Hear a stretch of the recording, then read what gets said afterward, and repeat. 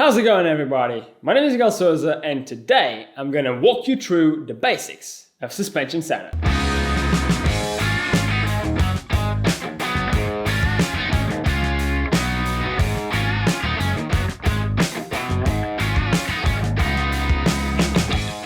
On today's video, we're not gonna get into any advanced settings such as low speed compression, high speed rebound, nothing of that. We're just gonna talk about the sag, progression, and rebound.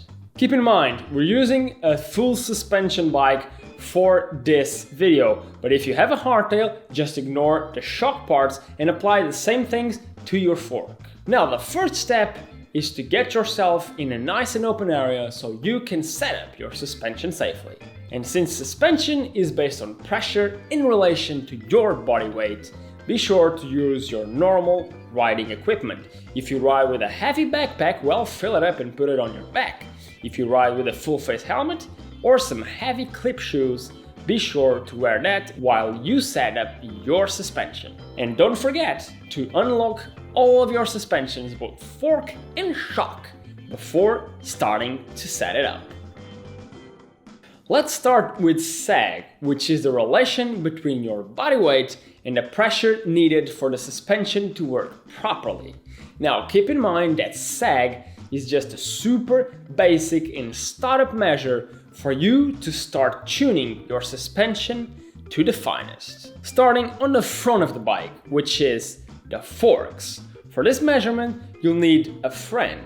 It can be a person, a tree, a wall, anything that'll be able to keep you stable while you measure your sag. Now, balance on the bike 1 or 2 times, leaning to the front.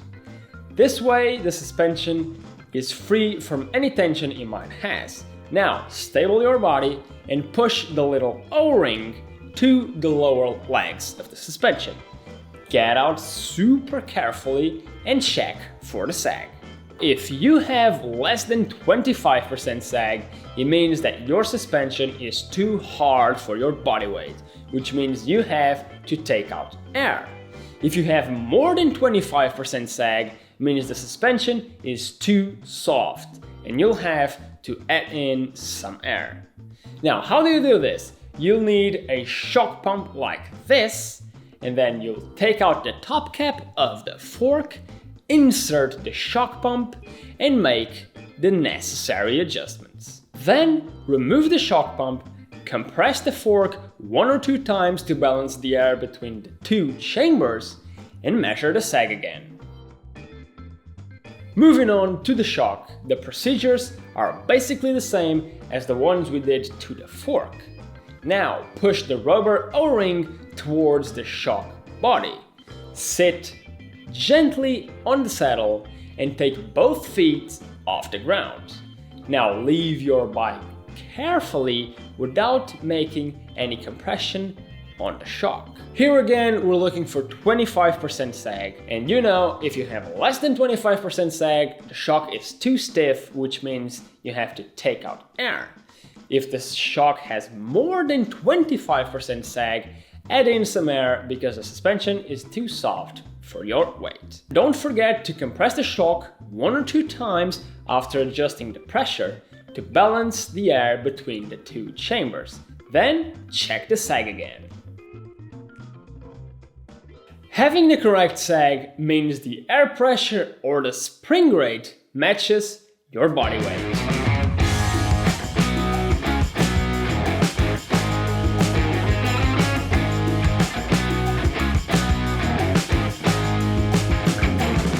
Moving on to rebound. Let me give you a quick explanation before we can move on to the actual setup.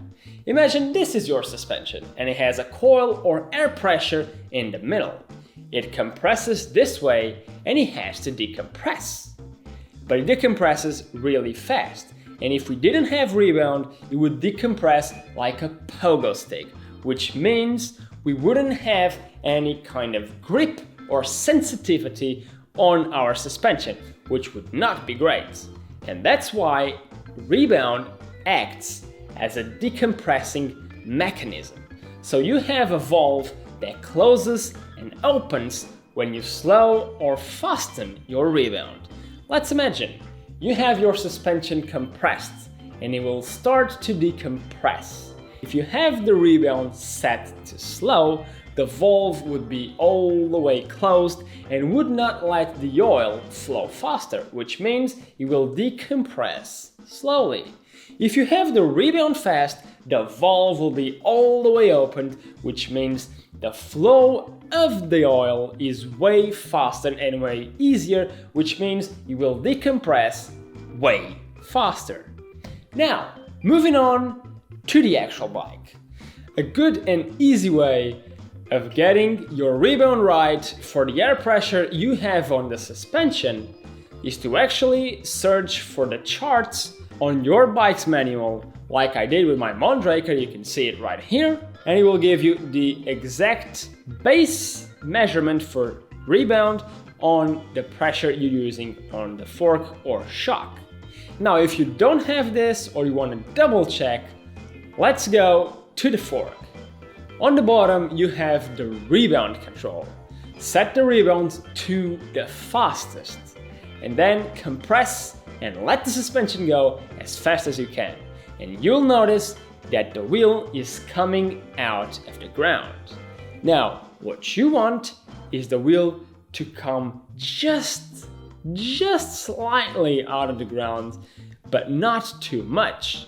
So slow the rebound by one click each time until it doesn't come out of the ground anymore, and when it doesn't, add 1 or 2 clicks until it does just a little bit. On the shock is a bit different. Now, find a nice and small curving while you can descend seated on your saddle. And what we're searching here is for the shock to compress to the sag, come back and overshoot sag a little bit, and then come back to sag again. So what you will do is set the rebound all the way to the slowest position and descend the curving. What you will notice is that the shock will compress until the sag and will stay on sag. Then start increasing the rebound click by click until the shock compresses to sag and overshoots sag a little bit when it decompresses and comes back to sag. If you notice that your ass is getting out of the saddle, well, it's probably because the rebound is too fast for the air pressure you have on the shock. Now, with the rebound, you just want to be careful with one thing, and that is you do not want to have the rear coming up faster than the front, because that might cause you to dive in on the jumps. How to test that is that you find a nice and straight line on the parking lot or wherever you are and pump the suspension up and down and check if the front comes up just a bit faster than the shock.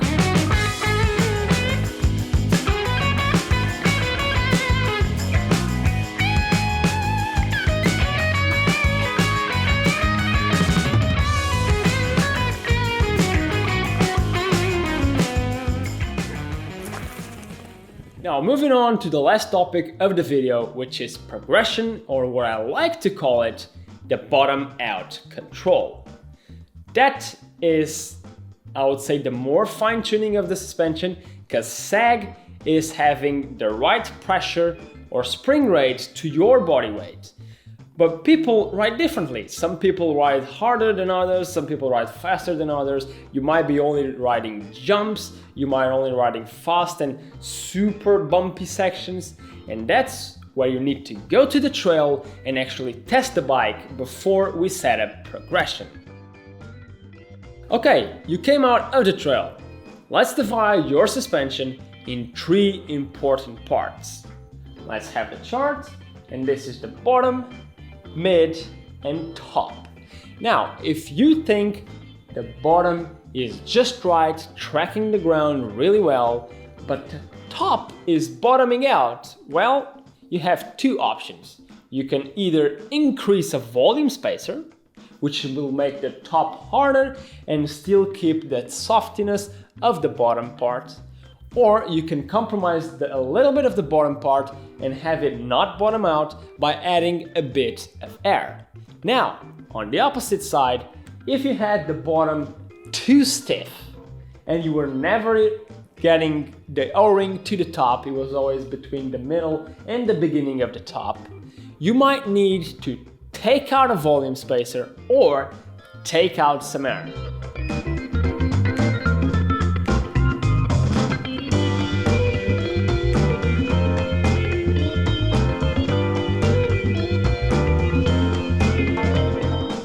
And that's it! You have your suspension nice and ready to go to the trails. Now keep in mind, this is just a basic suspension setup, okay? Now go ride the trails, and depending on the way you ride, you might need to add or remove one click of rebound, you might need to add 1 or 2 volume spacers, add a bit more air, 1-2 psi on the shock, remove 2 psi on the fork.